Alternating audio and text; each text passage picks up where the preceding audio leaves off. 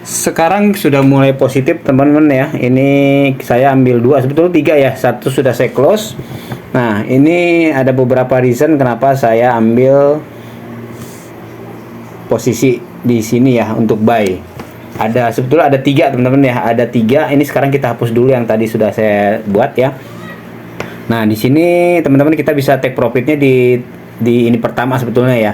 Jadi kalau kita lihat di sini dia akan naik ke atas, terus kemudian bisa aja dia berbalik ke bawah ya, atau dia akan penerusan ke atas. Jadi ini masih tentatif ya, kita pantau lagi. Nah, ini ada beberapa alasan yang kita bisa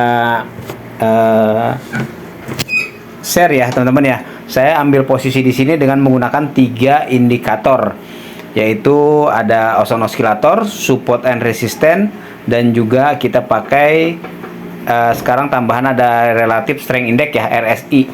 Nah, teman-teman bisa lihat di sini ya. Sekarang kita hapus dulu semua dulu nih ya. Kita dari awal kita bagaimana cara menggunakan Ozone Oscillator. Ya, teman-teman bisa lihat di sini nih.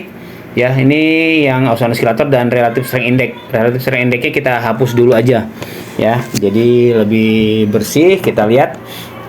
Nah, ini kalau Ozone Oscillator kita lihat sini teman-teman, dari titik ini ke titik ini dia turun ya. Sedangkan di grafik Ozone Oscillator-nya dia malah naik.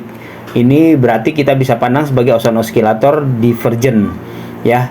Itu kalau Ozone Oscillator ada divergent dan convergent. Nah, kalau divergent area ini berarti akan terjadi pembalikan arah atau reverse ya, ini ke atas. Nah, tapi jangan pernah kita ambil posisi hanya dengan satu indikator ini aja ya, itu sangat beresiko. Kita harus minimal punya 2 atau 3 indikator lainnya untuk tambahan. Sekarang kita lihat SNR sebelumnya ya, kita kasih garis di sini, kita lihat. Nah, di sini ada titik rally base rally ya. Terus ada titik support resisten. Nah, di sini ada juga drop base drop, sini ada support resisten. Jadi ada 1 2 3 4 5 ya. Ada 5. Ada 5 yang bisa kita gunakan untuk memperkuat posisi kita ambil posisi buy. Ini sebetulnya terlambat teman-teman ya, karena saya ambil buy-nya di atas. Cuman kalau saya lihat ini masih bisa, jadi saya ambil di posisi di atas. Nah, yang ketiga kita menggunakan Relative Strength Index ya, RSI. Ini akan memperkuat posisi kita untuk ambil posisi buy ke atas. Periodnya tetap 14 ya, default aja.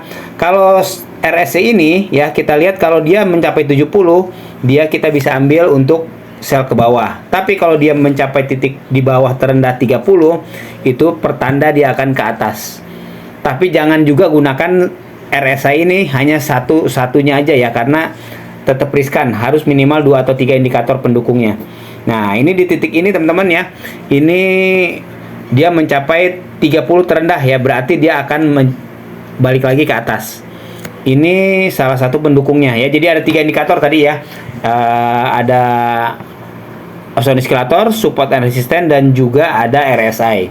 Itu kenapa alasannya saya ambil posisi di situ. Oh ya teman-teman, saya biasa trading di OctaFX. Kalau teman-teman mau gabung di OctaFX, silahkan ya, linknya di deskripsi ya. Ini trading dengan yakin bersama Okta ya. Tinggal klik buka akun teman-teman ya.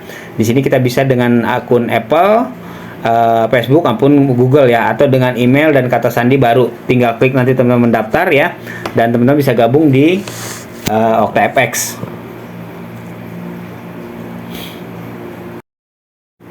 Oke, mungkin teman-teman itu aja sharingnya kali ini ya.